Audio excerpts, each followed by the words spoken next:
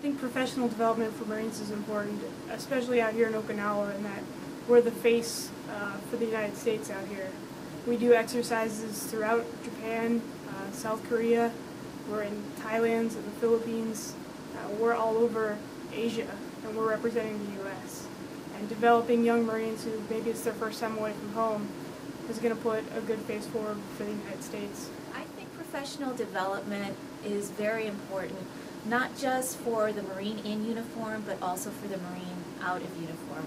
We have to remember that we're ambassadors here in Okinawa, and no matter where we go, there's a certain standard that's expected of us. And I think if we can learn how to balance who we are with who we are professionally, it helps to develop a broader career, and things get done professionally and the mission is not jeopardized.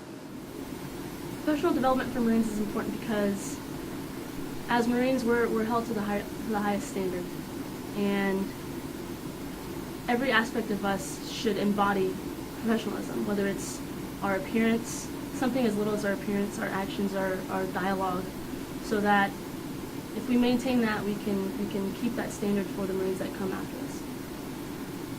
Professional development for Marines is important for so many reasons. We have such an opportunity to grow here while we're in the Marine Corps. They give us every chance, every opportunity to move ourselves forward, not only professionally but personally. If you take the opportunity and do exactly what you set out to do, you have the chance to really go far in life, professionally and personally, to grow all the years that you're in the Marine Corps. Professional development for Marines is important, not just within the Marine Corps, but as they grow and continue their lives throughout. So it's all about creating an environment for growth, and that can encompass everything from the military side, MOS side, to those things that you enjoy doing outside of the Marine Corps.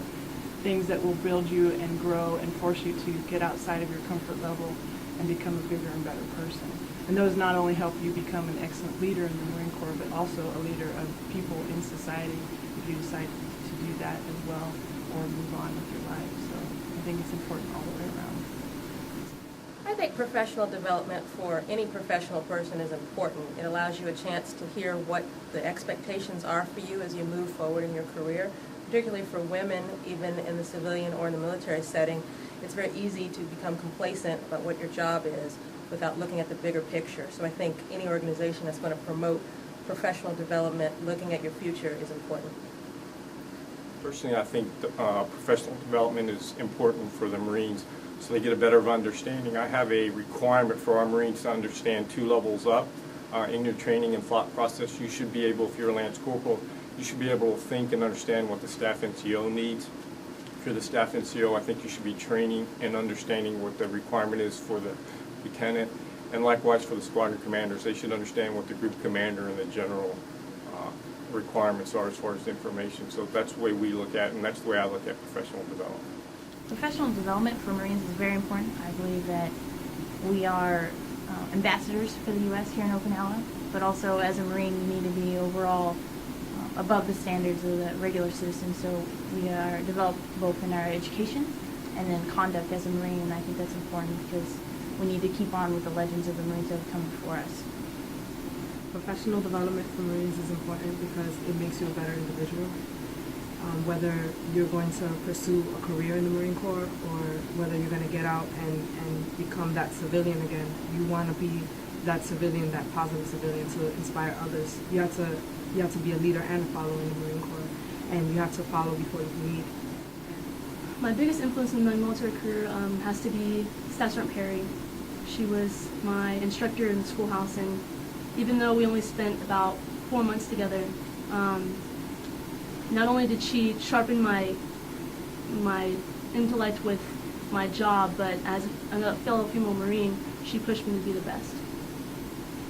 In my military career, my mother would probably be the biggest influence. She has nothing to do with the military at all, but her influence, her asking of me to do everything that I can to be the best I can is exactly what I needed to propel myself forward and be the best person that I can be.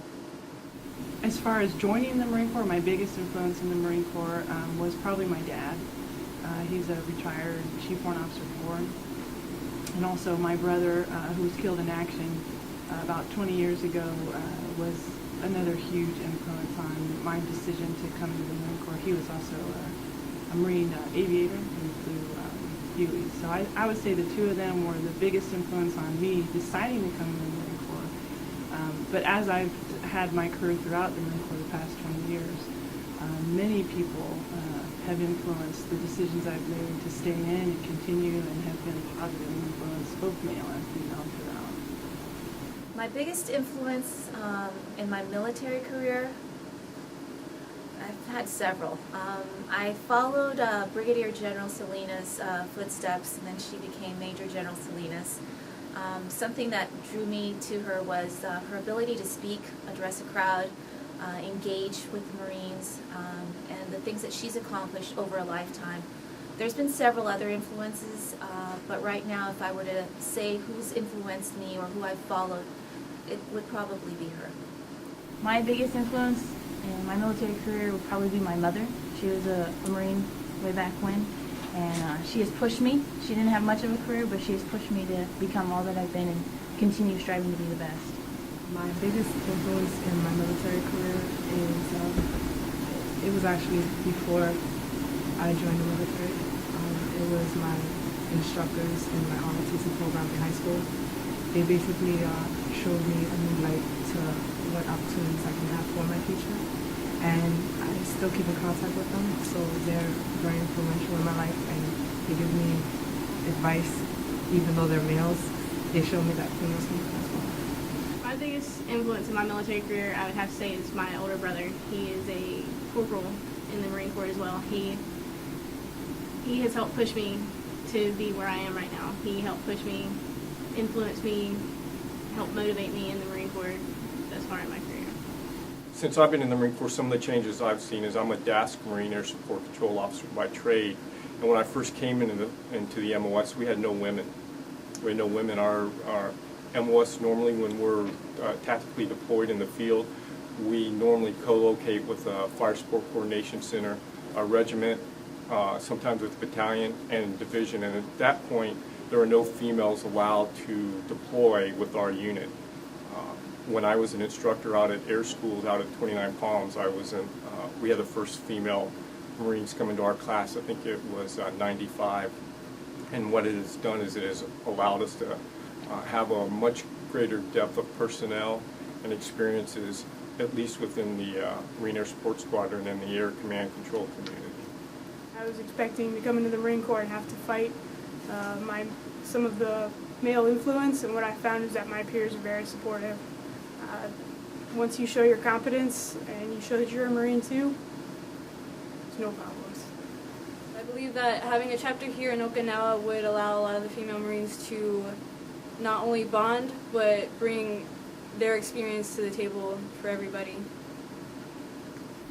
I think on the female side of the house, as far as having a Women's Marine Association chapter out here in Okinawa, it's important for other female Marines to see all ranks of women and the same struggles that we go through. It's not about women power or anything like that. It's about empowering individuals, whether they're male or female. So it's important to see those role models, to understand the same struggles that we went through, to hear those on a personal level, to develop those relationships, and be able to rely on somebody when you come to a situation that you might not feel comfortable with others discussing, that you have those role models to fall back on. So I think it's important to carry that forward, and I think it's important for the younger Marines especially to know that this is not a normal way, this is not a normal way of business, and it's important for them to understand that they have somebody who's done it before them, and that they have gone through some of the same struggles that they have. So I think it's a great networking opportunity that might be missing here in Okinawa. I would love to have a chapter here for Women's Marine Association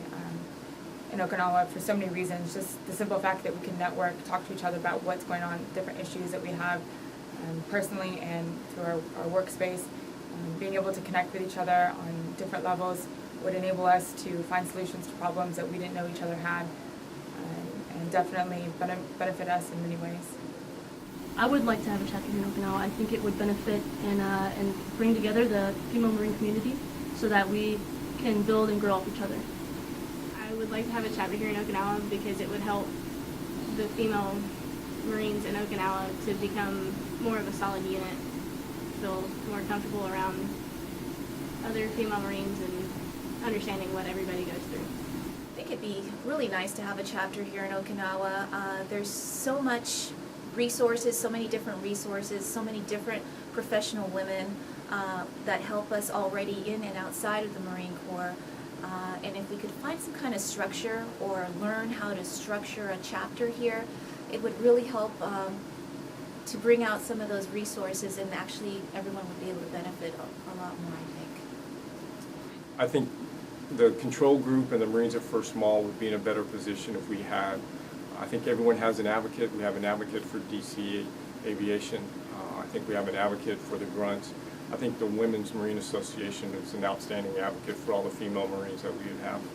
And we would really like them to take a look at coming out here to Okinawa. I've got a couple of Marines I think who would be interested in help run that chapter. So thank you, and enjoy the conference. You're up. I'm glad we had this opportunity to speak. Not all of us made it to Philadelphia. Not all of us even made it to this interview, but we're currently serving in at least 3 different countries right now for Marine Air Control Group 18. And I just want to make sure we recognize those women who came before us. It was their persistence, their guts, and probably their attitude that got us where we are today and the chance to serve where we are. So I hope we can follow in their legacy and continue with their work. I feel very, very blessed to be a woman in the Marine Corps. Not many people can say that they do something in their lives that they appreciate and look forward to doing every day. Being a female Marine was not what I thought I was going to be doing when I was a little girl, but I can say wholeheartedly that I don't regret joining the Marine Corps. I don't regret being a woman in the Marine Corps, and I hope that every day that we can get stronger through things like this, and that we can embrace each other as sisters, as friends, as family, and make an even greater name for ourselves. In closing, what I would like to say is if we could get the word out of all the different opportunities that are out for professional development and use the resources that we have, we might actually be able to have a bigger crowd attend for the 29th convention that's going to be happening in Portland, Oregon. This year's convention, I'm looking forward to it, and I'm really looking forward to bringing as much information as I can back for my sisters here in Okinawa.